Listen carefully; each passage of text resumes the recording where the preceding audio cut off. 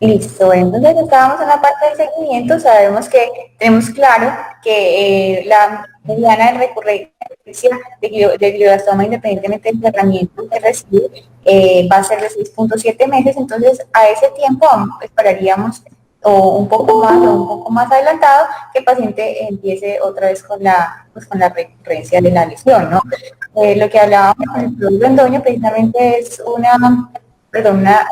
una más bien es una progresión, porque lo que sabemos es que como son lesiones difusas, probablemente la misma lesión que se quedó en los bordes pues, de la lesión será la que esté pasando y produzca pues, los cambios. Entonces, estas son las guías generales de oncología del año 2018, en las que se establece por qué debemos tomar esa resonancia en las primeras horas. La resonancia inicial postoperatoria la haríamos realizar en las primeras 48 horas, como no extenderla más del tiempo, porque precisamente lo que queremos ver es cuánto tumor quedó, ¿cierto? Si realmente la resección que hicimos cumple con esa resección máxima que queríamos lograr por encima de ese al menos 90%, ¿sí? Las metas que nos establecemos. No puede extenderse más allá porque el área de hipoperfusión o isquemia secundaria van a empezar a mostrarse precisamente a partir de las 48 horas y esas áreas podrían confundirse con edema o incluso podrían captar medio de contraste y también podrían corresponder falsamente a áreas de realce sin ser tumor. Es por eso que esa es la importancia de esa primera resonancia, ¿no? Establecer la extensión de la resección más que todo y el residuo. La segunda resonancia, que es la que los criterios raros del año 2017 plantean como una de los más importantes para hacer el seguimiento, es porque la segunda resonancia la vamos a hacer al terminar ese ciclo de radio y quimioterapia, precisamente para evaluar cuánta respuesta ha tenido ese paciente, porque por lo menos en las primeras, alrededor del 50% de los pacientes van a tener un cambio que vamos a llamar pseudoprogresión en esas primeras 4 semanas. Lo ideal es que la segunda resonancia se realice entonces hasta la sexta semana, o sea, cuando se complete el ciclo total de radioterapia, ¿no? Porque precisamente es cuando vamos a encontrar que esos cambios de pseudoprogresión estén en el 50% de los pacientes y el restante no. Vamos a tener como comparativo esa primera resonancia y la resonancia preoperatoria. Entonces, esa segunda resonancia va a ser el punto de referencia para continuar con los seguimientos en adelante. Entonces, eso lo vamos a traer un poquito más adelante. Y el seguimiento va a continuar a partir de ese momento, si todo pues, se considera dentro de lo habitual, cada 2 a 4 meses, ¿no? Esos tiempos se acortan cada 2 meses si existe una anomalía o algo que llame la atención en los parámetros que vamos a evaluar, o 4 meses si todo pareciera marchar bien. Y este último ítem, que es definitivamente cuando los pacientes están evolucionando muy bien. Que pues generalmente llegar a esas sobrevidas de 3 años en adelante pues va a ser muy raro. Entonces, cuando vamos a hablar de seguimiento imaginológico en el paciente con glioblastoma, tenemos que conocer esas cuatro definiciones. Progresión o una verdadera progresión, que es lo que nos va a preocupar, o sea, que el tumor que ya sacamos y ese residuo que dejamos y que vamos a tener por la resonancia postoperatoria permanezca o esté estable, ¿no? La progresión, ¿sí? La pseudoprogresión la van a presentar generalmente en las primeras 4 semanas después de completar ese primer ciclo de radioquimioterapia hasta la mitad de los pacientes.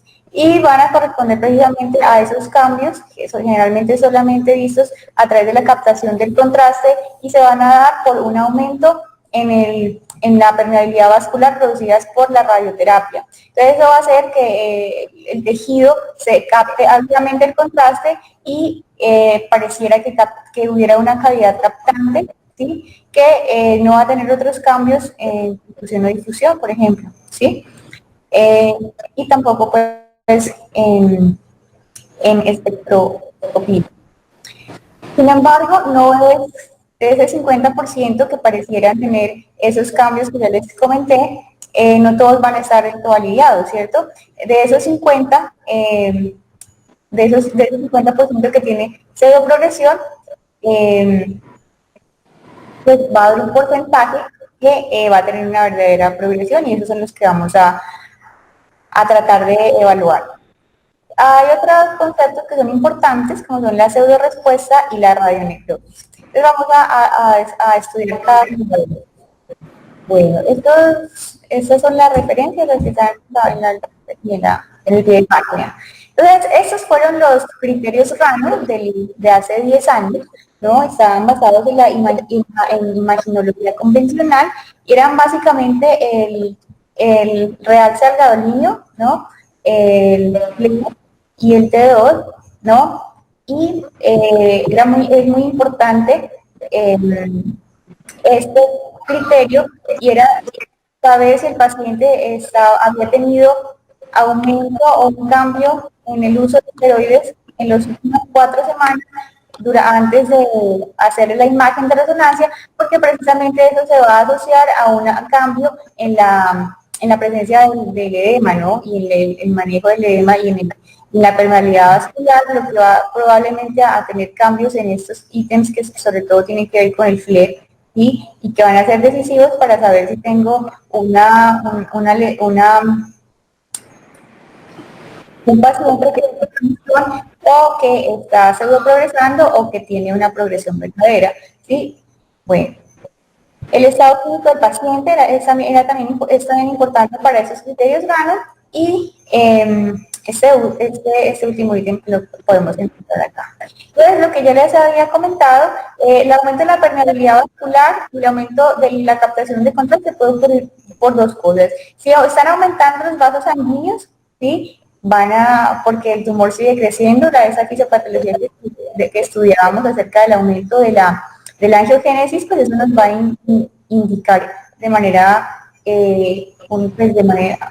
verdadera que se trata de progresión. Bueno, pues, sin embargo, no solamente puede haber aumento de captación de contraste por el aumento de la angiogénesis o por el aumento de los vasos sanguíneos, sino porque esos vasos se vuelven más permeables pues por el efecto de la radioterapia y la ¿sí? Un efecto citotóxico que esto va a producir, y eso también puede ser que se aumente esa captación. Entonces, estas discusiones que vemos acá entonces, corresponden a lo que en los criterios RANO nos describían como completa respuesta, respuesta parcial, respuesta estable y enfermedad progresiva. Lo que más se criticó a estos criterios precisamente era este porcentaje de la captación de gadolinio que precisamente se veía se debería evaluar a través de una imagen de resonancia en dos planos. Entonces, la principal crítica que hacían era precisamente cuánto se correspondía una medición en dos planos versus una volumetría real, ¿no? Bueno, la otra crítica que se tenía o que se tiene todavía es que cuando nuestros encargados de leer, nuestros neuroradiólogos leen estas imágenes, muchas veces esta información del estado clínico o el uso de corticosteroides no es que no deban consumirlos, sino que deben estar a unas dosis estables en los últimos 4 semanas antes de la resonancia, cuánto se correlacionaban con el T2, ¿no? Bueno. Hay que tener en cuenta también que después de que operemos al paciente, esto que veíamos en la parte inicial va a seguir existiendo, y es que va a haber tumores de alto grado empezando. Por eso es tan importante el seguimiento de esa parte. Está cortando un poquito, Amanda. No se escuchó, profe. Ahí ya. Yo veo que era que pasa.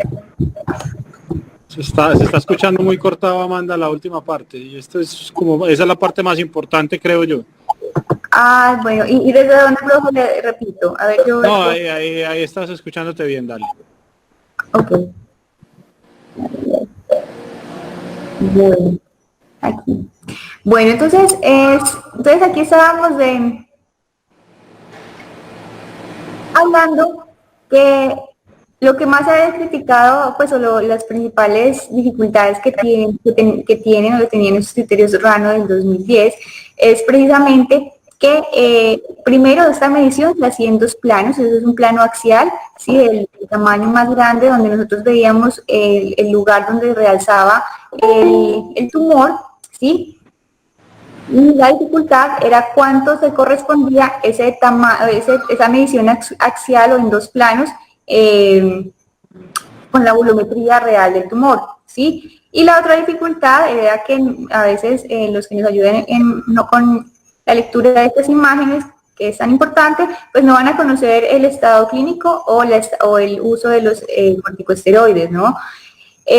Habíamos dicho que el uso de los corticosteroides para la aplicación de estos criterios es precisamente que deberían estar en una dosis estable en las últimas 4 semanas. No necesariamente tienen que estar ausentes, sino que no haya habido un cambio en esa dosificación.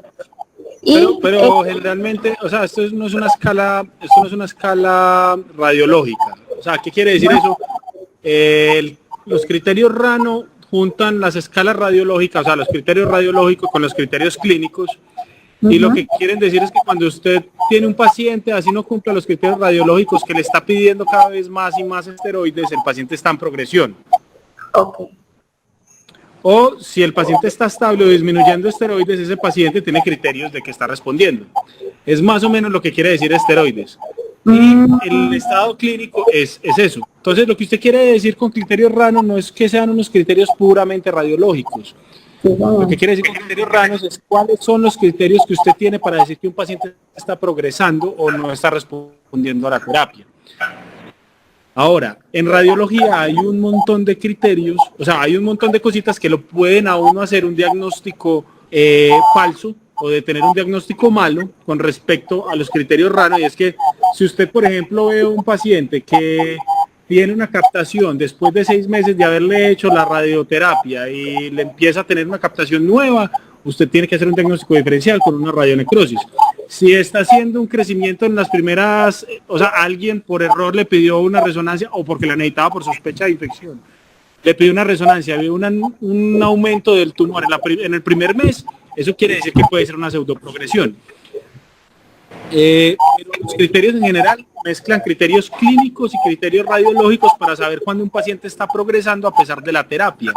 Y eso le sirve a uno para o llevar un paciente de nuevo a cirugía si es que es candidato, que dijimos que era muy raro, sobre todo con glioblastoma, y dos, saber si le tiene que cambiar el medicamento a un medicamento de segunda línea, o sea, de temozolomida a bevacizumab. Perfecto. Listo, profe. Sí, entonces, muchas gracias, profe. Precisamente lo que nos acabo de aclarar. Bueno, entonces habíamos comentado también que si bien es una escala, ¿cierto?, que combina la parte radiológica con la clínica y el estado del paciente. Entonces, en la parte radiológica hay que tener en cuenta que la progresión tumoral sin captación también existe, ¿sí? Hasta en el 40% de los pacientes. Y es por eso tan importante que se deben combinar no solamente lo que vemos en la imagen. Entonces, si un paciente empieza a empeorarse o empieza con déficit neurológico, así no tenga cambios adicionales en la imagen, como vemos acá, muy probablemente ese paciente deba indicarnos, ¿cierto?, que esté progresando, no solamente por la imagen, sino también por la parte clínica, ¿sí? Eso es, era para aclarar eso. Totalmente. O un paciente estable clínicamente que esté pidiendo más y más esteroides. Entonces, la parte de la progresión se entiende desde dos partes separadas. Entonces, una, que combine todo, que progrese tanto clínicamente como por imagen, que progrese solo la imagen sin el paciente. Esa nos hace más llamar la atención por otro lado, ¿cierto? Descartar otras circunstancias, y la otra es que también el paciente solo progrese clínicamente y en la imagen no veamos nada o no veamos nada diferente. Eso... sí, señor. Bueno, para esos criterios RANO, el baseline, o sea, la resonancia de base, es la primera resonancia posquirúrgica, o sea, esa que se hacía en las primeras 48 horas. Y con esa era la que se seguía la comparación. ¿Sí?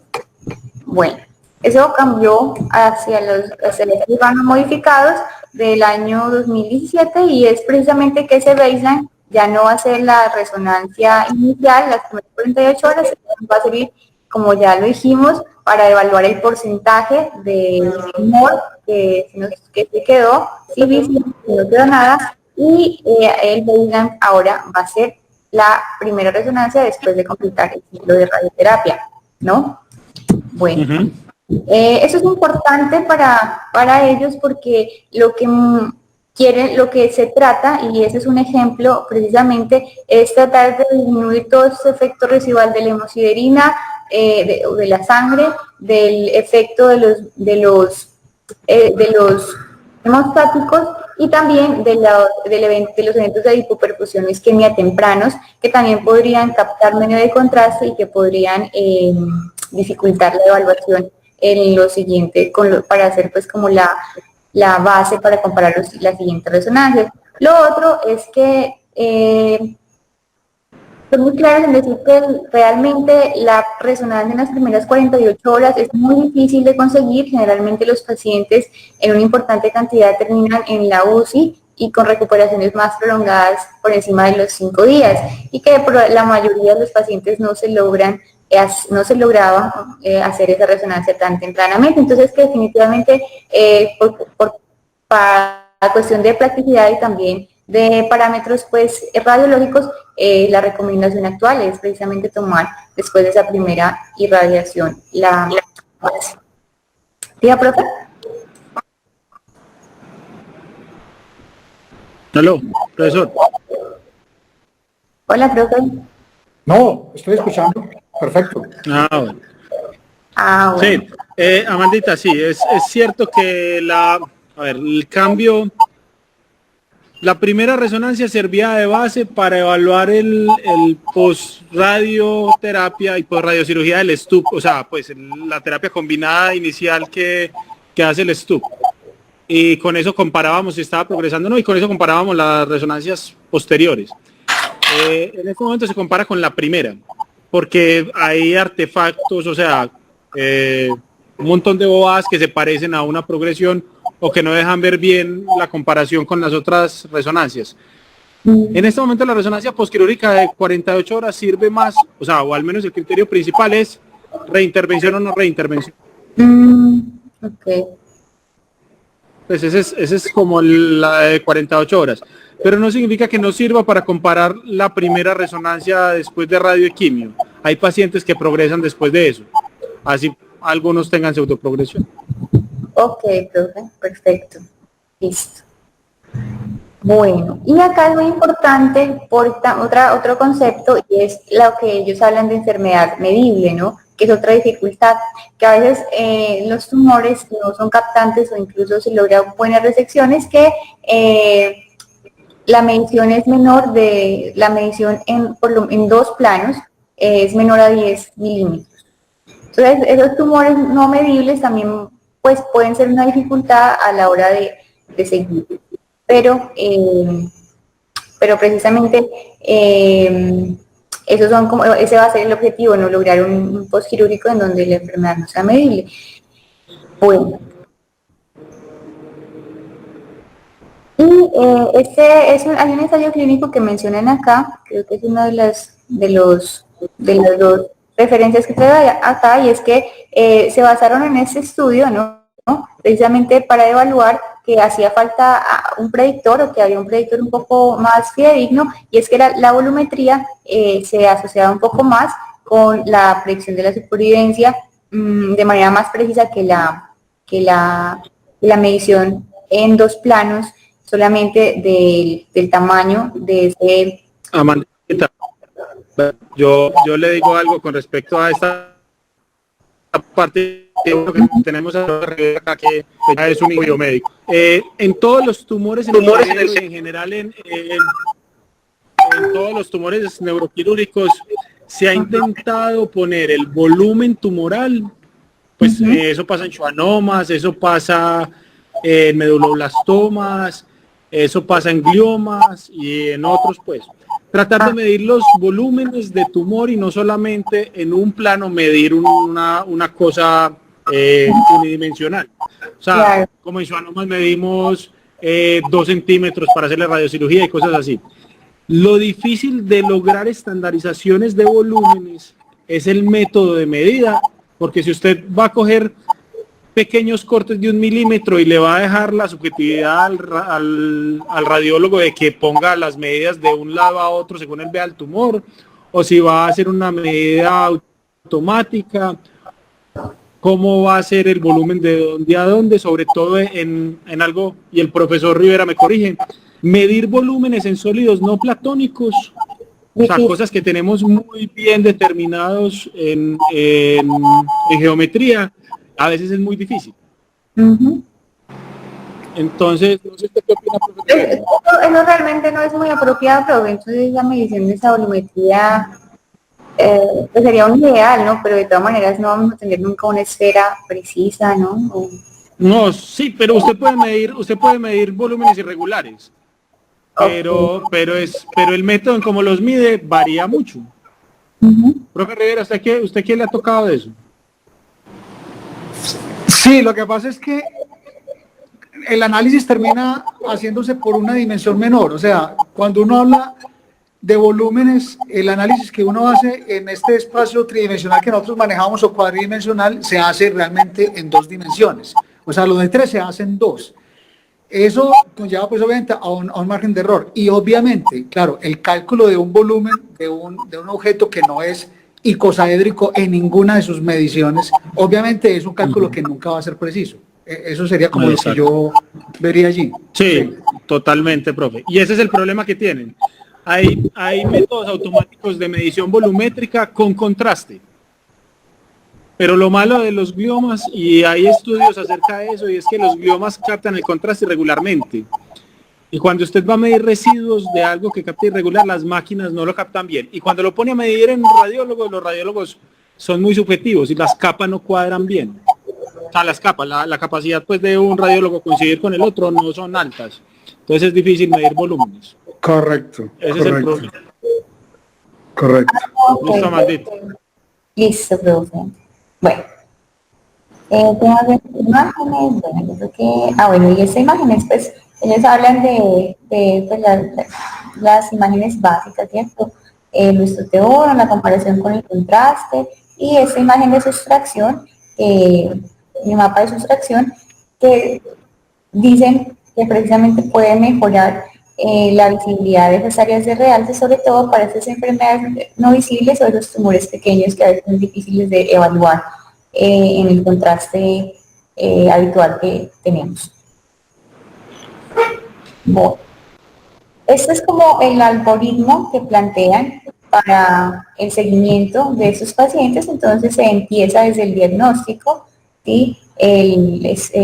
La terapia inicial postoperatoria, y esa es la secuencia por donde se debería tratar a estos pacientes, ¿no? Entonces, precisamente vamos a hablar de cada uno de esos términos, ¿no? Enfermedad estable, respuesta parcial, respuesta o progresión de la enfermedad, y de acuerdo a eso, pues vamos a ver, tenemos una indicación. Entonces, esto es cómo deberíamos pues, diagnosticar a esos pacientes, y eso es cómo se debería seguir el paciente nuevamente diagnosticado. O sea, un paciente que lo operamos, le damos una terapia adecuada y el paciente sigue su algoritmo en este momento, pues a través de un ciclo, digamos que el paciente va o tolerando el tratamiento o progresando, como está en esta parte de acá, ¿sí? En el caso que el paciente pues tenga una enfermedad estable, pues continuar el tratamiento de manera normal, y si no, pues se deberá pues reevaluar qué parte del tratamiento debería quitarse o suspenderse o cambiarse. Bueno, este es el algoritmo ya muy parecido, pero para enfermedad recurrente, ¿no? Entonces vamos a ver como esos términos que nos muestran en este algoritmo. Bueno, entonces aquí yo los puse acá así porque son unos criterios precisos. Entonces, esos son los criterios para respuesta completa y se tienen que cumplir, como lo dice aquí, todos, así como dice acá, ¿sí? Para decir que tenga una remisión completa o respuesta completa, ¿no? Entonces, hablan de una desaparición de todo lo que haya sido medible. Recordemos que medible son 10 por 10, dos mediciones, ¿no? Si tengo un realce que es inferior en cualquiera de sus medidas a 10, pues el paciente se considera que precisamente esa enfermedad ha desaparecido y tiene una completa respuesta, por ejemplo, ¿sí? Otra de las cosas importantes es esta, ¿sí? Que el paciente, si no tiene tumor, o sea, que el tumor haya desaparecido, pues no va a necesitar esteroides. Bueno, entonces ese es otro criterio. Y que el paciente clínicamente no haya empeorado. Entonces, que no haya cumplido ninguno de los escenarios que hemos hablado, que no haya empeorado ni por imágenes ni por clínica. Y eso es así, se considera que el paciente tiene una respuesta completa. Esa es la respuesta parcial. Entonces, nuevamente, hay que medir la imagen. Continuamos con los planos, precisamente porque la volumetría pues, es un aproximado, pero supuestamente la medición en los planos estaría valorando como la volumetría y el volumen, pero la respuesta la vamos a evaluar, entonces la estamos evaluando en dos planos. Acá, como hablamos de una respuesta parcial, probablemente este paciente esté usando esteroides, ¿cierto? Puede que haya, ahí esperemos un momento, y puede que haya una enfermedad estable o puede que incluso puede haber mejoría, ¿cierto? Sin embargo, lo que nos va a definir sobre todo esta respuesta parcial va a ser esta parte más imaginológica, ¿no? Bueno.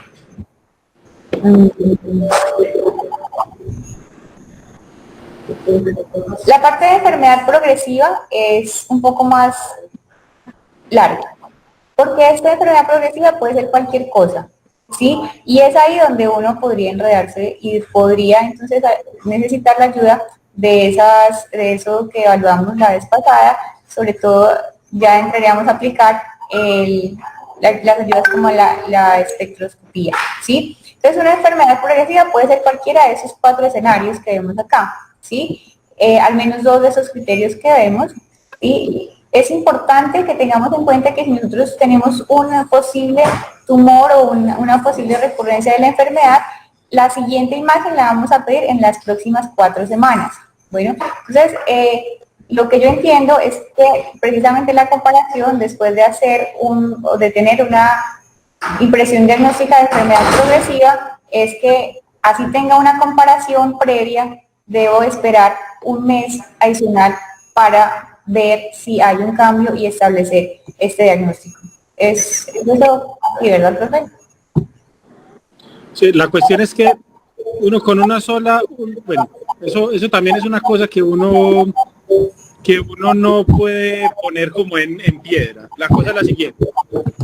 Si usted tiene un paciente que tiene cambios radiológicos muy obvios, es decir, de las última resonancia a esta tiene cualquier cosa, Amanda, uno le ve que le aparece una nueva lesión, o que tiene más contraste, o que le aumenta el edema, o que cualquier cosa de la resonancia, y usted le suma que el paciente empeora neurológicamente, listo, Ajá. que requiere más esteroides, uno sinceramente no espera otros 2 meses, listo, otro mes para saber si el paciente tiene una progresión o no progresión. Ahora, toda progresión se tiene que evaluar en los pacientes con glioblastoma basado en el tiempo que lleven de radio, quimio o cirugía. ¿Qué quiere decir eso? Si usted tiene un paciente que, como le decíamos ahorita, que lleva más de 6 meses de radioterapia o está alejadito de la radioterapia, el paciente se puede empeorar y puede aparecer con una nueva lesión captante o puede aumentar por radionecrosis. ese paciente, usted sí le debería hacer una resonancia en otro mes y además de eso aumentarle los esteroides. Pero un paciente que le presente de mayor captación, todas las cosas, empeoramiento del requerimiento de esteroides, uno lo mete en el cajoncito primero de progresión y le hace otra resonancia en la mayoría de veces, pero hay unos pacientes que son muy obvios. Claro, claro, esos son los del último escenario, ¿no? Que claramente se deterioraron, sí, o que pues definitivamente no mejoraron, ¿cierto? Sí, y eso también, como decíamos ahorita, se tiene que evaluar siempre en el contexto del tiempo que lleve el paciente. O sea, está bien que estas sean como reglas generales o de guía, pero si a usted le llega un paciente en los primeros 30 días sin hacerle la resonancia, bueno, ya haciéndole la resonancia o cualquier cosa de esas, pero usted tiene una hidrocefalia por radiación, ¿qué pasa?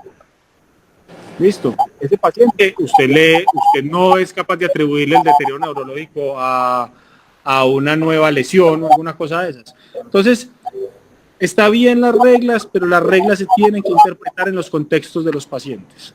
Listo, perfecto. Bien, muy bien. Bueno, y eso es lo que conocemos como enfermedad estable, ¿no? Eso es lo que uno quiere en todos los pacientes, ojalá verlo cada 2 meses. Sí, pero Cualquier cosa, yo creo que uno, o al menos eso es lo que yo hago, yo creo que uno se debería aprender qué es una enfermedad estable y cualquier cosa que no le cumpla con eso, llamar al neurooncólogo para discutir el paciente. Eso es lo que uno hace. Claro, listo, profe. Listo, precisamente. Entonces, un paciente, pues que definitivamente no tiene ningún cambio llamativo, o sea, todo lo que vimos de lo previo, pues está nulo acá en las imágenes, no vemos nada anormal y clínicamente igual se mantiene. Bueno, entonces acá tenemos un ejemplo que nos muestra precisamente este estudio que es de radiología sobre una verdadera progresión. Entonces, lo que vemos acá es precisamente ese uso de estas imágenes, de todo el arsenal imaginológico que tenemos ahora. Desde las secuencias convencionales de resonancia y las secuencias adicionales. Entonces, en las secuencias convencionales, pues tenemos el T1, que es muy importante, el FLAIR y el contraste. Tenemos la difusión, la perfusión y la espectroscopía. Entonces, lo que vamos a buscar acá son áreas que tengan ese aumento en la captación y en el volumen de flujo sanguíneo, que eso nos estaría indicando que probablemente esa área es un área perfundida y que tiene un aumento en la celularidad que está requiriendo ese aumento de la perfusión. Y la espectroscopía, que nos ayudaría a diferenciar de acuerdo a la presencia o no de picos de algunos metabolitos, si se tratara de un tejido o no, de un tejido u otro, ¿no? Bueno. Este precisamente es un ejemplo, entonces, de una lesión que se veía de manera difícil en las secuencias convencionales, ¿sí? Y que presenta, ya les voy a explicar un poco más por acá, esos hallazgos. Bueno, este es un cuadro de pseudoprogresión. Entonces, la pseudoprogresión va a tener algunas características y es que, como vemos acá, se presenta de manera relativa o asociada al uso de radioterapia, ¿sí? Generalmente la evidencia es generalmente solamente radiográfica dentro de los primeros 3 a 6 meses temprano al tratamiento. Lo imperativo es que va a autorresolver sin ningún tratamiento, pero lo que va a ser preocupante es que va a estar presente en esos primeros meses, ¿sí? Y va pues a otros redes, no lo vamos a saber pues hasta que él autorresuelva. Este es un seguimiento de un paciente, por ejemplo, que inició con esta lesión en el área más posterior de su cicatriz quirúrgica y pues pues uno pensaría, ¿cierto? Esta lesión que pareciera intensa, pues podría responder a un nódulo, ¿cierto? Tumoral, podría ser una impresión diagnóstica, ¿verdad? Una diferencial. Entonces, hay que tener en cuenta que esa pseudoprogresión, si bien las definiciones son claras en el pues, que los pacientes con verdaderas, solamente los pacientes con verdaderas progresiones producen síntomas, hasta en un porcentaje importante, esas pseudoprogresiones también, sobre todo asociadas a esos gliomas de alto grado, pues van a producir síntomas, ¿sí? Y los síntomas van a hacer referencia al efecto del edema y al efecto que va a tener, sí, el efecto del edema asociado, ¿no? Pero, bueno, la fisiopatología, que nos explica la pseudoprogresión, va a ser el daño endotelial que va a producir la radioterapia, va a corresponder a un aumento de la inflamación y a un aumento de la permeabilidad vascular que va a facilitar el paso del líquido a través del parénquima y a través pues, de los vasos sanguíneos al parénquima cerebral, que va a aumentar el edema cerebral, ¿no? Este efecto se va a ver aumentado con el uso de la quimioterapia concomitante y pues todos los pacientes no van a responder igual, va a haber algunos pacientes que van a presentarlo y muchos otros que no, ¿no? Sin embargo, la evidencia de previamente que los pacientes presenten pseudoprogresión se ha asociado a que tengan mejor resultado, porque lo que nos está diciendo o lo que se puede interpretar de manera secundaria es que precisamente el efecto, la radioterapia y la quimioterapia están haciendo efecto en ese paciente. Entonces, si un paciente presenta pseudoprogresión, estos cambios en los primeros 6 meses, lo que se conoce hasta el momento es que probablemente ese paciente pueda tener un mejor pronóstico a diferencia de los que no la desarrollen. Pero ahí falta una cosita, Amanda, pues, o al menos hay una cosa bacana. Mira que a ese paciente le hicieron un PET. Ah, bueno, sí. Eso. Entonces, ¿cuándo lo vamos a usar? Bueno, entonces, en este artículo a mí me pareció que eran como un poco agresivos. Entonces, ellos dicen que el uso del PET y la biopsia era casi un hecho para todos los pacientes. Yo diría que las imágenes son muy valiosas y que con estas imágenes que vemos acá, por ejemplo, con las imágenes solamente que nos hablan de, no hay como tal una lesión, sí, única, más allá del edema, y una ausencia, pues, evidente o real en las secuencias de perfusión, porque no se ve en esa imagen que está al lado de la B, realmente que haya un aumento de la vasculatura de tal lesión. De pronto eso nos haría descartar más fácil que se tratara de una verdadera progresión, ¿no? Lo otro es que pues no describen más características que realmente hicieran pensar en una verdadera progresión. Ellos dicen que usaron el PET, o ellos usan el PET e inclusive la biopsia casi que de manera más rutinaria para el tratamiento, pues, para el diagnóstico de estas. Muy liberal. Sí, un poco más liberal. Pero el PET para mí sería más fácil o más utilizable, sobre todo en el último contexto que vamos a ver, que es el de la radionecrosis. Me parece que es un poco más... Totalmente de acuerdo. Que va a ser nuestro diagnóstico, la batalla más importante va a ser el diagnóstico con la radionecrosis, porque ese sí va a tener unos cambios más bruscos. En estos vemos que lo que la fisiopatología es edema. Lo que vamos a ver es un edema asociado a los bordes de la herida, a los bordes de la cicatriz quirúrgica. La cicatriz no va a presentar cambios con respecto al efecto de masa, porque no va a haber una lesión que esté desplazando, que esté creciendo, y no va a haber vasos que nos muestren un aumento de la perfusión, del volumen sanguíneo en ese tejido. Y podemos hacer un espectro, también en pseudoprogresión sí se puede hacer, sí está la recomendación del espectro, que nos indica pues claramente que ese tejido no corresponde a tejido glial, y nos puede ayudar, nos podemos de pronto quedar en esa, en esa parte imaginológica que con bastante certeza nos indicaría que corresponde a una imagen a una imagen no real de progresión.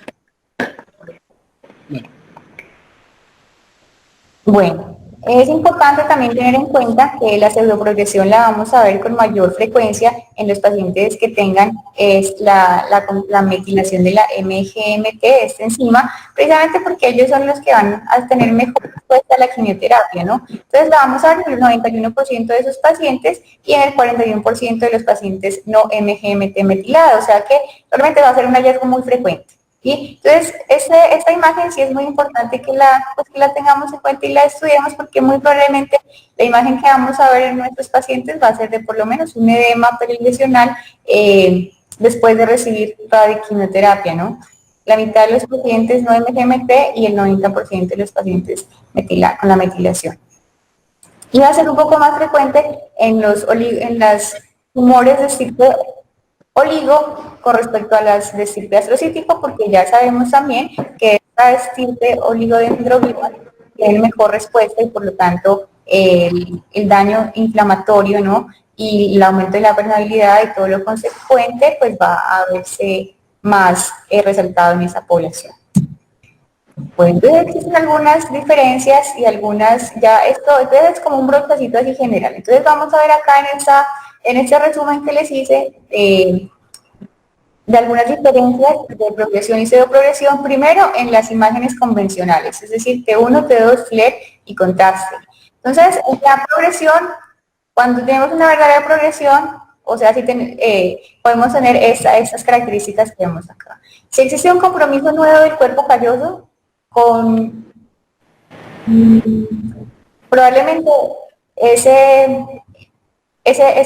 lesión que se está yendo para el otro lado, que esté volviéndose bihemisférica, corresponda más bien a una progresión antes que a una pseudoprogresión, ¿sí? Esa es una característica. Lo otro es que el paciente ya no presente una sola lesión, sino múltiples lesiones captantes, ¿no? No solamente como la que veíamos ahí asociada al área de la encefalomalacia o al área de la cicatrización. Lesiones se cruzan en la línea media en asocio con otras lesiones que comprometen el cuerpo calloso. Esto es muy importante porque esta a veces pasa desapercibida y es la diseminación subependimaria, ¿no? Si un paciente no presenta ningún cambio inclusive, pero presenta realce o algún hallazgo que nos indica que el paciente tiene carcinomatosis o diseminación subependimaria, y más sobre todo si esa diseminación está alejada más de 1 centímetro con respecto a la lesión primaria, ese es como uno de los más importantes predictores de que ese paciente tiene una verdadera progresión, ¿no? Realces nodulares o captación de contrastes sólidos uniformes también, ¿sí? No, por ejemplo, como lo que veíamos allá, como una nubecita o algo muy sutil, sino unos realces nodulares y homogéneos también nos van a indicar que probablemente esa lesión nueva que vemos sea tumor antes que el efecto del edema localizado. Cambios de señal extendidos a la corteza y efecto de masa, o sea, que el compromiso de esa nueva captación que vemos sea cortical y pues como es una masa, pues nos vaya a producir desplazamiento. Y esos dos últimos, ¿no? Si hay una captación en ausencia de edema, probablemente esa lesión corresponde a más. Venga, Amandita, ese último que usted iba a leer ahí, en la progresión, es muy, muy, muy importante. Sí, por eso lo dejé de últimos. Lo puse acá y estos dos. Entonces, si tenemos una captación en ausencia de edema, lo que vamos a explicar acá es que precisamente no hay un tumor que esté produciendo pues todo el efecto citotóxico en la periferia, ¿no? Y estos dos son como el caballito de batalla que vamos a tener, porque son como los más, digamos, que nosotros interpretamos casi en la vida cotidiana, y es el primero, la evaluación del FLER, ¿sí? y la extensión más allá del cambio del campo de la radioterapia. Entonces aquí lo que vamos a ver es verdadero edema, ¿no? Y el último es que los cambios en la imagen de T2, o sea, ¿cierto? Las imágenes en T2, porque lo que vamos a ver acá es el efecto citotóxico, van a ser un poco más objetivos, más sugestivos de progresión que el mismo contraste, ¿no? Y esto está muy relacionado con este concepto de pseudoprogresión. Este profe. Listo. Venga, Mandita, lo que pasa es que en el último, pues, venga, preguntémosle algo. Profe Rivera, ¿usted está por ahí? Sí, señor. ¿Usted cuántas veces, profe, ha visto en una consulta uno llega y dice, usted me puede prestar la hojita en la que le planearon la radioterapia? Nunca. Entonces eso es algo, Amandita, que uno no hace y que debería empezar a hacer, pero que uno lo empieza a ver es en los staff nuevos debido a este tipo de problemas. Uno normalmente, y los radiólogos tampoco se lo dan a uno, pero uno debería, así como los radioterapeutas no lo mandan, los radiólogos, por ejemplo, le mandan a uno la hojita de la perfusión, de ese tipo de cosas. Cuando uno está evaluando a un paciente de glioma, después de que tuvo radio y quimioterapia, debería tener el campo de radioterapia que le dieron al paciente. Porque uno lo ve de la zona más caliente a la más fría. O sea, uno los ve que es rojito, que es anaranjado y que es azul. Y dice, aquí le dieron más radioterapia y eso le ayuda a uno a interpretar de pronto cuál es la zona que más que radiación recibió. Y cuando los pacientes en esa zona tienen lesiones captantes nuevas, le ayuda a uno de pronto a decir, hombre, esto es más radionecrosis. Uno no tiene esa costumbre y los radioterapeutas tampoco, pero créame que esa costumbre de ver los campos de radiación se va a volver más y más común. Listo, y es muy importante. Listo, profe. Ay, me deja un momentito, profe, es que dicen que no están escuchando. Yo veo una cosita. Dale. Ya están escuchando. Habla, Simón. ¿Estás escuchando? Amandita, sí, se escucha muy bien. Ah, bueno. Listo, profe, ya. Ah, bueno, es que leí. Acabo de leer un mensaje ahí. Ah, bueno. Ay, qué pena, profesor. Bueno. No, tranquilo. Bueno, lo otro, entonces ya eso es lo que vamos a ver consecuencia con las secuencias convencionales, o sea que, digamos, o sea, la sospecha diagnóstica la vamos a hacer simplemente viendo lo básico, T1, T2, flare y contraste. Ya con eso vamos a tener, digamos que, yo creo que el 80% de la diferenciación entre progresión y progresión. Entonces ya el restante lo vamos a evaluar con las secuencias adicionales. Entonces vamos a empezar, bueno, y obviamente todo deterioro clínico lo vamos a interpretar, nos vamos a ir a la progresión de estos, el 70% van a corresponder a una verdadera progresión. Ese deterioro clínico, entonces lo vamos a evaluar en el contexto de los cambios de resonancia, ¿no? Bueno, las secuencias adicionales, entonces vamos a empezar por la percusión, ¿no? Estas son las secuencias pues de percusión que tenemos. Nosotros generalmente lo que vamos a encontrar es el CBB, esa es como la que más conocemos. Sin embargo, es importante que tengamos en cuenta estas otras y el arterial spin wave. Como vemos, estas son la sensibilidad y especificidad de cada una de estas secuencias de percusión para la evaluación o para su correspondencia con progresión, ¿no? De esas, pues, los que tienen los valores como más importantes, me parece que sigue siendo el CDB. Y el punto de corte para algunos estudios de ese CDB, que es precisamente el volumen sanguíneo cerebral, es 0.71. Un volumen pues superior indicaría que probablemente se trate de un aumento del consumo sanguíneo en ese tejido y que estaremos hablando de tumor, ¿no? Bueno, y en el caso de pseudoprogresión, pues van a ser generalmente asintomáticas, pero como ya vimos, hasta un tercio pueden tener síntomas. Bueno, la pseudoprogresión ya lo dijimos, que se asocia a la metilación de la enzima MGMT y que tiene un mejor resultado. Bueno, entonces estas imágenes eran las imágenes de perfusión, las primeras imágenes adicionales que íbamos a hablar, las segundas son las imágenes de difusión. Ahí tenemos la DWI, que es como la secuencia más conocida, junto con el ADC, que son secuencias que se evalúan en conjunto, ¿no? Entonces, en esas secuencias lo que vamos a ver es precisamente la facilidad que tienen las moléculas para pasar o traspasar el agua, o si hay ocupación por células, ¿no? Para la capacidad que tienen pues los rayos magnéticos del resonador, para el magneto del resonador, para atravesar pues, el agua o el tejido. En el caso de la progresión... ¿Qué es? Manda. Hola, profe. ¿Aló? ¿Qué dijiste de la difusión? ¿Que los rayos magnéticos qué? No, la facilidad que tiene pues, el magneto para el agua para pasar a través del agua, o si tiene, digamos, un efecto de corte de ese paso por la presencia de células. A ver, la perfusión es la capacidad, o sea, la perfusión lo que mide es la capacidad que tienen las moléculas de agua de moverse libremente según un esquema, pues, o un modelo matemático del libre movimiento. Si usted ve que las moléculas de agua no tienen libre movimiento y tienen una restricción a moverse un movimiento browniano, usted dice que esa cosa tiene una restricción a la difusión. Eso no lo habíamos hablado un poquito. Sí.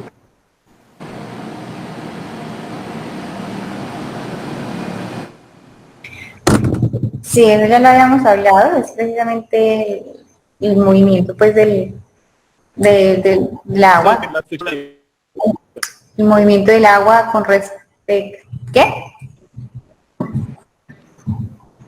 Creo que... Sí. No lo escuché.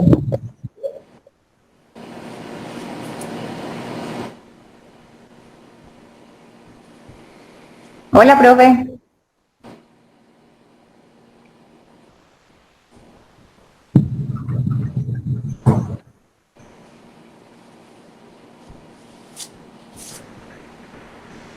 ¿Qué va, Mandeta? Profe, pensé que estaba yo buscando aquí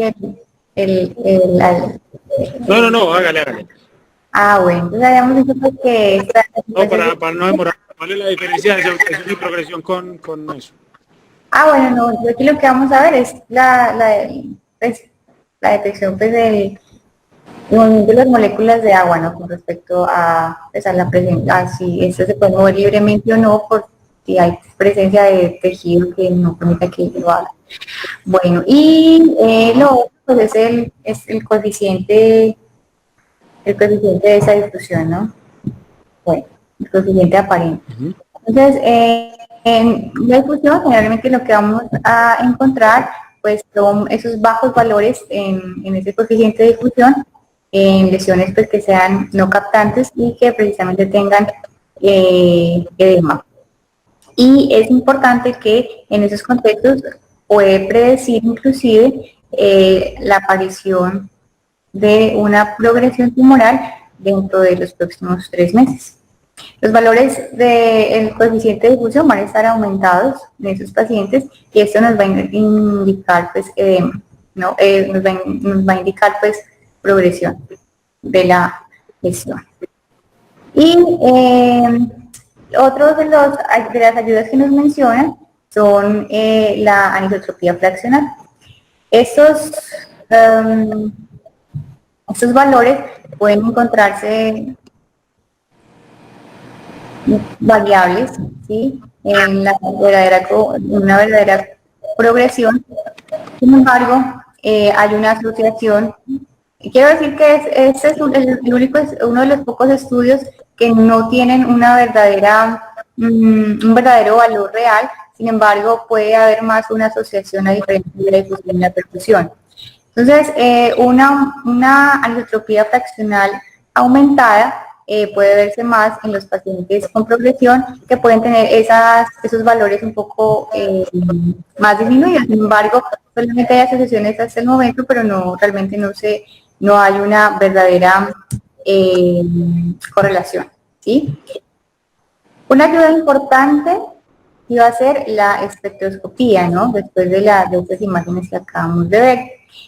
Va a tener una sensibilidad y especificidad para la detección de progresión alta, por encima del 90%, y nos va a evaluar estos metabolitos, ¿sí? El N-acetilaspartato, ese es un metabolito que nos va a indicar presencia de tejido neuronal normal, y en el caso pues de progresión vamos a encontrar que lo que vamos a tener es tejido glial y no neuronas. Entonces este ítem va a estar disminuido, ¿no? La colina, por su parte, va a estar incrementada, y obviamente esta división, esta razón, pues si el tejido glial, el tejido neuronal va a estar disminuido con respecto a ese tejido nuevo, esta colina nos va a indicar un aumento en el recambio de membranas y de manera secundaria pues un aumento en la división celular. Entonces, si tenemos este índice aumentado, pues probablemente también nos va a indicar progresión. La creatina va a ser realmente un valor de referencia. Este valor de creatina que vamos a encontrar es un valor que se encuentra fijo en el tejido, y por tanto va a ser como el parámetro de comparación del resto como el parámetro de base para la espectroscopía, ¿no? Vamos a tener también la medición del lactato. Su presencia nos va a indicar pues la presencia de metabolismo anaerobio, y la presencia de lípidos, pues la presencia de tejido, ¿no? De tejido necroso. Bueno, pero venga, Amandita, decías, ya. eso suena muy abstracto, pero hay formas de simplificarlo en la realidad. ¿Usted se sabe cómo se simplifica eso? No, pero yo lo ha visto, o sea, pues para los residentes. No. Por ahí está Daniela se conectó. No sé. Dani no se conectó, bueno, listo. Cuando usted le presentan una espectroscopía, le presentan un montón de rayitas pues desde la izquierda a la derecha. ¿Usted se acuerda dónde viene la colina y dónde viene el N-acetilaspartato? ¿O no? Eso va en la mitad, la primera parte en la porción izquierda. Eso, entonces la colina viene a la izquierda y el N-acetilaspartato viene hacia la derecha. Normalmente usted tiene en picos de descendente a ascendente, usted debe tener como una línea que va de inferior a superior. Cuando esa línea se invierte, usted normalmente tiene una línea que va de superior a inferior. O sea, pues mayor a N-acetilaspartato. Entonces cuando usted vea eso, generalmente dice, hombre, aquí hay viabilidad tumoral. A eso ya le pusieron un valor, que es el que usted acaba de decir, mayor a 1.3. O sea, es un 30% mayor la acetilcolina que el N-acetilaspartato. ¿Listo? Sí, exacto. Esto es lo que uno tiene que mirar, para ser prácticos, para que no se enrede. Cuando usted ve una línea que va hacia abajo, tiene que poner pilas a eso. Bueno. Tan práctico. Listo. Perfecto. Y en la pseudoprogresión, ¿cuántos falsos negativos da la pseudoprogresión en la espectroscopía? ¿Cuántos? La dificultad con esto es los falsos negativos precisamente. Pues esa es como la mayor crítica, ¿no? El valor no sé, pero aquí en o sea, ¿cuántas pseudoprogresiones se parecen a las progresiones verdaderas? Eso es lo que uno tiene que buscar. O sea, ¿cuánta gente va usted a ver con espectroscopías parecidas a espectroscopías de progresión? Es lo que decían anteriormente, que era 30, un tercio, 30%. Casi. O sea, tampoco es que usted diga es que usted ve una espectroscopía así invertida y de una vez dice esto es una progresión. No.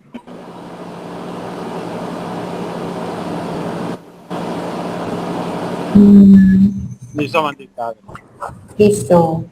Bueno, entonces en la pseudoprogresión lo que vamos a encontrar puede ser precisamente podemos tener esto invertido, puede estar presente, ¿sí? Y lo característico también va a ser que podemos encontrar un aumento de esos, de los lípidos, ¿no? Nos pueden indicar presencia de tejido no viable o necrosis. En este caso, lo que yo entiendo, ¿no? Es que lo que va a predominar acá va a ser pues, el tejido, esa colina, que es el tejido de membrana o indicador de actividad de división celular, pues no va a ser lo predominante, ¿no? Va a estar disminuido, y el tejido neuronal, que es el indicado por el N-acetil-aspartato, va a predominar, y por lo tanto ese valor va a estar disminuido. Es importante también saber que en el caso del uso de bevacizumab y la inmunoterapia en general, va a haber un aumento de lípidos independientemente de que se trate de pseudoprogresión, ¿no? En la espectroscopia. Bueno, y el PET-FDG, acá no le puse, que pues es como uno de los que más he usado, acá no le puse nada porque precisamente para este contexto de diferenciación de progresión y pseudoprogresión, pues no tiene indicación, pues no tiene como la indicación fuerte, ¿no? De uso. Bueno,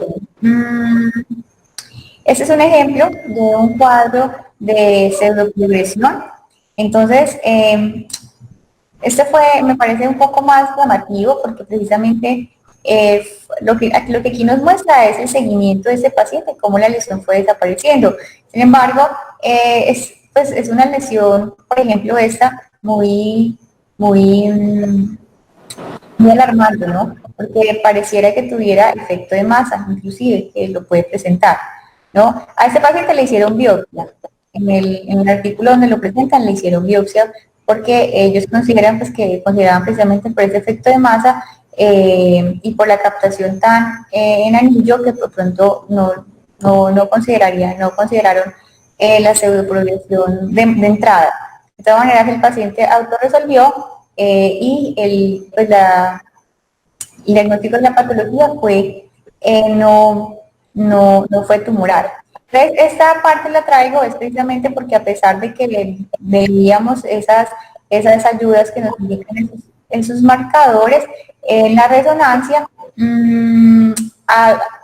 puede ocurrir que sea insuficiente, que el paciente termine en la biopsia y no va a estar pues mal. Como ya dijimos, la pseudoprogresión va a ser más frecuente en los pacientes que presenten la mutilación MGMT, y la diferencia con los conceptos que vamos a ver es que se va a producir en los primeros 3 meses, ¿no? Luego de la radioterapia. Bueno, otro concepto muy diferente es la pseudorespuesta. Entonces, la pseudorespuesta va a ocurrir en el contexto de un paciente que tiene terapia antiangiogénica solamente, ¿sí? No va a ocurrir en el contexto del paciente que use radioterapia o terapia alquilante como la que hemos hablado, o sea, en el paciente con la radioquimioterapia habitual. Entonces, esos pacientes son esos pacientes que se les dio la opción de bevacizumab. Recordemos que el bevacizumab se puede usar solamente para el tratamiento o para como ya lo veíamos, como una opción para algunos pacientes con recurrencia, sino también para el manejo del edema post-radionecrosis, ¿no? Entonces, el bevacizumab al día siguiente, pues los pacientes que no tienen indicación pues, de un manejo muy agresivo de su enfermedad. Entonces ya hemos visto, lo que nos dicen acá es que ese bevacizumab, inclusive al día siguiente, puede mejorar el edema. Es por eso que también se puede asociar, o se ha asociado en algunos estudios, como ahorrador de esteroides, ¿no? Puede producir, a pesar de ello, captación del contraste y mejoría de la permeabilidad, lo que se traduce en aumento de la captación del medio de contraste, precisamente porque al ser un anticuerpo que nos va a bloquear ese factor de crecimiento endotelial vascular, pues va a hacer que en los primeros días posterior al uso, esos vasos, esa neoangiogénesis o esos vasos neoformados, pues se debiliten y presenten aumento en su permeabilidad. Bueno,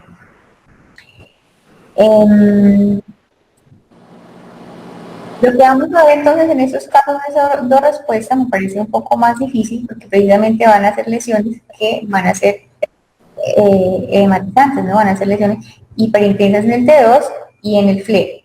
Y hay una característica o algo que nos dicen acá, y es que si esas lesiones, digamos, no captan el medio de contraste, probablemente ese paciente va a tener alto riesgo de muerte. Y eso lo asocian más que todo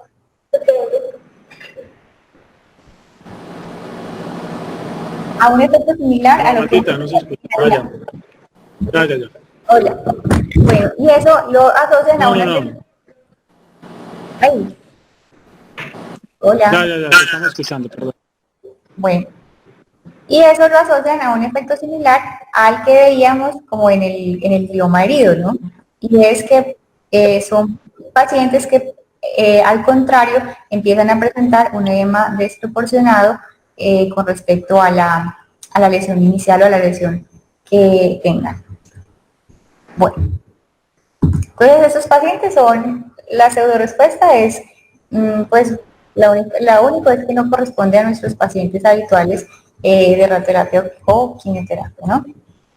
Y esa parte, que es como una de las más importantes, es la radionecrosis. Entonces es importante saber que la radionecrosis, a diferencia de la pseudoprogresión, ¿no?, que la vamos a ver en esos meses y va a ser como lo más difícil, una de las cosas más difíciles de evaluar, esta va a ocurrir un poco más tardía. Generalmente ocurre después del 9º mes, cuando ya se ha establecido o ya el paciente ha terminado su ciclo de radioterapia y quimioterapia, ¿no?, de las dos. Sin embargo, es importante que la radionecrosis puede tener un efecto residual que incluso puede presentarse varios años después. Entonces, ese es como el principal dolor de cabeza, porque si un paciente presenta una lesión captante dentro de 2 o 3 años o dentro de 1 año y medio, después de haber resuelto, ¿sí?, si ese fue el caso, también, y el paciente recibió radioterapia, una de las cosas que se deben tener en cuenta nuevamente es que si ese paciente esté presentando una verdadera progresión, o sea, una radionecrosis, ¿no? A diferencia de la pseudoprogresión, la radionecrosis va a ser todo lo opuesto. No se va, como veíamos, la pseudoprogresión se asocia a que el paciente está respondiendo a esa terapia adyuvante. En el caso de la radionecrosis, no. Los pacientes van a tener un declive neurológico asociado a la necrosis del tejido, al cambio fibrilar que va a tener el tejido, y ese declive neurológico por lo general no va a ser recuperable y van a tener peor pronóstico. El mecanismo por el cual se produce se ha descrito como una lesión inicial en el tejido oligodendroglial y en el tejido de soporte en la glía.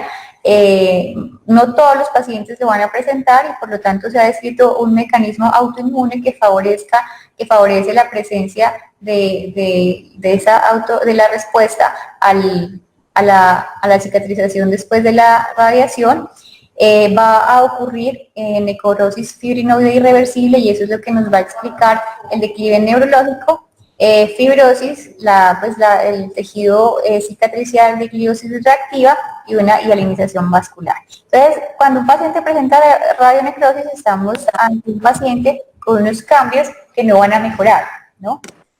La frecuencia entre todos los pacientes que reciben radioterapia me parece que es alta, hasta un cuarto de ellos la pueden tener, y va a ser dosis dependiente de radioterapia. Nuestros pacientes pues en este contexto pues van a tener una dosis límite que son 60, ¿no? Y también se ha visto en otros contextos y pues por eso se describe esa parte. Me parece importante resaltar que es un factor de riesgo presentar la coagulación. Entonces, precisamente, habíamos analizado previamente que presentar esta coagulación era un factor protector porque los pacientes tenían mejores respuestas y tenían mejor pronóstico, pero para radionecrosis es todo lo contrario. Pueden vivir un poco más, pero tienen más riesgo de presentar este efecto. El tratamiento... Pero, ¿sabes qué, Amanda? En esa última parte de factor de riesgo 1P19Q, ¿usted por qué cree que...? A mí me parece que esto es un factor de confusión en radionecrosis. Me ha parecido... porque viven más. ¿Por qué cree usted? Porque viven más, entonces son más medibles. Eso. Pues. Eso. Alguien, usted no responda, pero alguien me puede decir cuáles son los pacientes que tienen un OP19Q. ¿Cómo se llaman? Los muchachos. ¿Un OP19Q son quiénes? Oligo. Eso.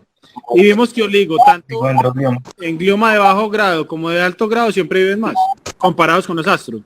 Y sobre todo en los gliomas de bajo grado y en los de alto grado viven casi el doble. Entonces, tener pacientes que hacen radioterapia, radionecrosis, en pacientes que viven más es una cosa que es un factor de confusión. Pues hasta que se demuestre lo contrario. A menos de que se produzcan más radionecrosis en pacientes que son iguales en tiempo. Pero eso es muy difícil de ver porque las radionecrosis se presentan casi siempre después del año. Y los pacientes de gliomas de alto grado astrocíticos lo que viven generalmente es un año más después del año. Mientras los oligos pueden vivir 2 o 3. Entonces siempre se van a presentar más. Listo, profesor, perfecto. Perfecto. Bueno, entonces es el tratamiento, pues obviamente como son pacientes no son numerosos, sin embargo se ha visto de manera positiva que estos medicamentos o estas intervenciones pudieran mejorar el desenlace, ¿no? Sin embargo, como se trata de una gliosis, pues, el pronóstico es un poco sombrío. Bueno, entonces generalmente lo que vamos a ver en esos pacientes va a ser cambios. Amanda. Hola. Tratamiento de radionecrosis cirugía, ¿no? ¿Cirugía? Sí. No, yo no lo encontré, pero bueno. Entonces vamos a hacer una búsqueda de eso. ¿Cirugía? Sí, cirugía. Pero no. Cirugía. Radionecrosis tiene muchos tratamientos porque en realidad es una condición muy maluca de tratar. Es decir, es un paciente que no es un tumor, lo estamos tratando para un tumor, está en un contexto que es paliativo, pero se está deteriorando y a veces no responden a bevacizumab, a veces no se les puede poner. La cirugía es una terapia. Profe, ¿a usted le ha tocado operar radionecrosis, profe Rivera? No, que yo recuerde tal vez no, pero pues el concepto que tradicionalmente pues uno ha manejado es que radionecrosis no cirugía, ¿no? Pero no sé pues qué información tenés en este momento. En este momento hay una escuela, digámoslo así, o al menos en los pacientes en los cuales la radionecrosis, por ejemplo, adyacentes al área motora, que tienen mucho edema, que eso es muy característico de la radionecrosis. En el Pablo, profe, hemos operado como 2 radionecrosis. Ajá. Y les ha ido bien porque lo que hacen es disminuir el edema y mejoran muchas veces neurológicamente, pero cuando no responden a terapia. Entonces, Amandita, yo le mando los artículos de cirugía en radionecrosis. Pero sí, completamente nuevo. Sí, eso es, pero pues no es nuevo, pero en radionecrosis algunas veces hay que utilizar la cirugía. Es raro, pero algunas veces hay que utilizarla. Listo, profe, perfecto.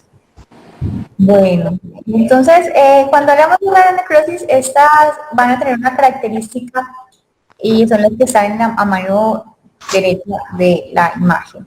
Primero es que se van a presentar sobre todo en la sustancia blanca periventricular, entonces con mayor frecuencia o con va a tener un mayor índice de sospecha si encontramos estas lesiones a nivel periventricular, ¿no?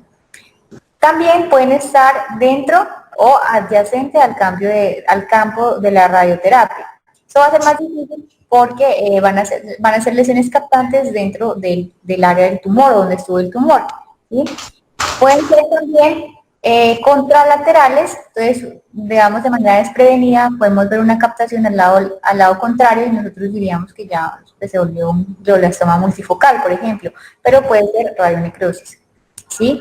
Hablan de patrones, de unos patrones típicos o que deberían hacer pensar en el caso de la presencia de un nuevo realce o de una nueva área de captación, y es un patrón como en burbujas o en queso suizo, ¿no? Entonces, un patrón donde el realce es donde lo que prevalece es precisamente la necrosis central sobre esa captación periférica, que son las burbujas, sopa de burbujas que describe. Los otros patrones pues son difusos, inclusive en mallas o en el periférico. Bueno, en el D2 va a ser muy útil en el caso de la radionecrosis porque nos va a mostrar el centro necrótico, ¿sí? Y el componente pues de más baja intensidad que designar. Bueno, va a tener en el caso del espectro pues un aumento o un predominio del pico de lípidos, que es el indicador, ¿no? Precisamente de necrosis de tejido, y la especificidad para el uso en este caso de la del PET, pues dicen que es moderada, o sea, un 60% de todas maneras con el uso de ayudas como el PET. Sin embargo, en casos donde sea difícil establecer la real actividad celular de estas lesiones, el PET podría ser de utilidad, pero de todas maneras no tiene un adecuado, un buen desempeño. Tampoco es que si tenemos un PET que vamos a descartar completamente que se trate de una radionecrosis o una progresión.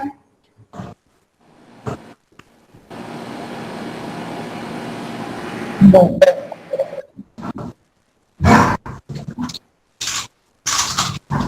Eso era como un resumen hasta ahí lo de imágenes, pero de algo más sobre eso.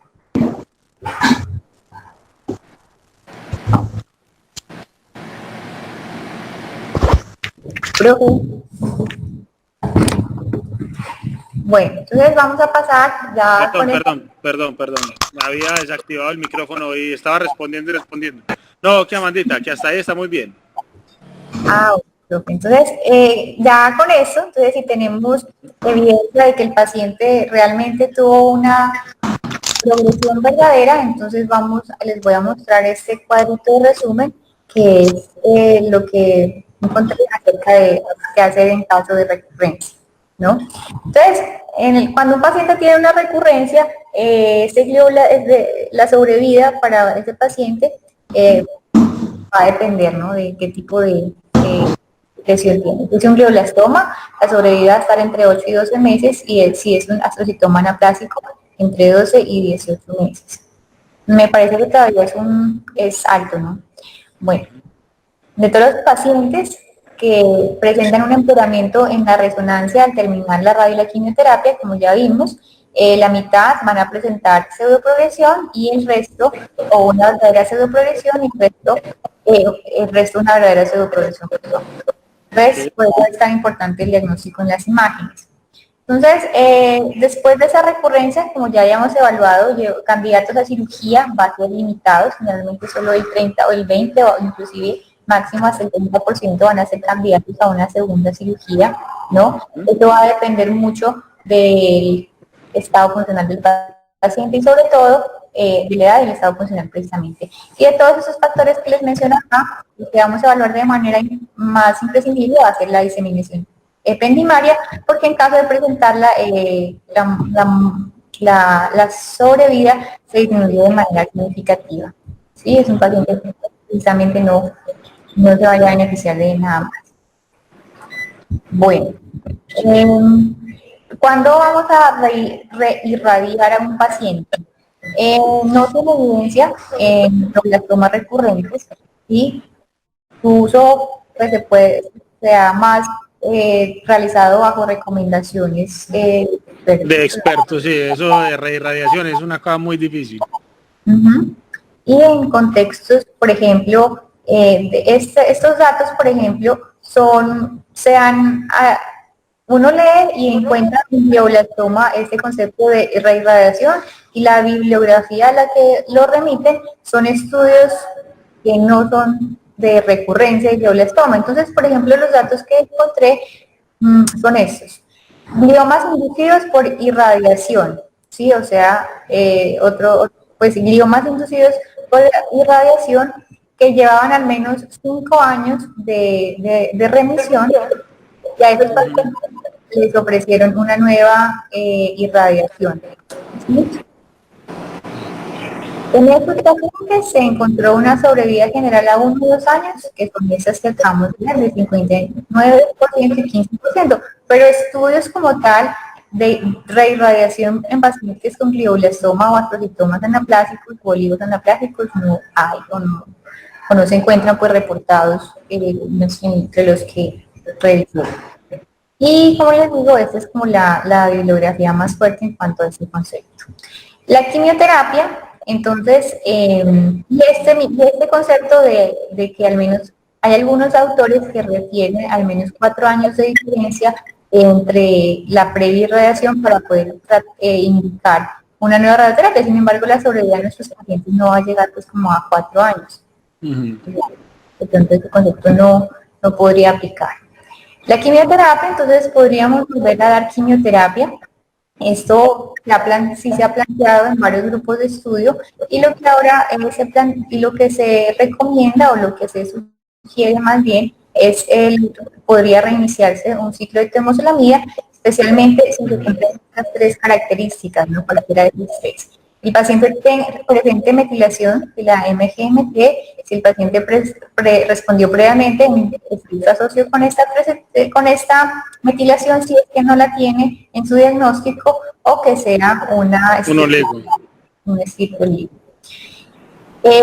Otras terapias han sido el uso del bevacizumab. El bevacizumab no está indicado como terapia inicial, como ya lo veíamos, pero sí podría usarse en esos pacientes en los cuales lo que vamos a buscar es más una disminución del efecto del edema, ¿no? Bueno, otras terapias como el uso de la prevención de las neutropurias también se han relacionado más en relación con el ciproligo, y otros tipos de como la braquiterapia y demás tampoco han mostrado beneficio. O sea que hasta la fecha lo que tenemos es cirugía, muy poquito, pacientes. Es un tercio.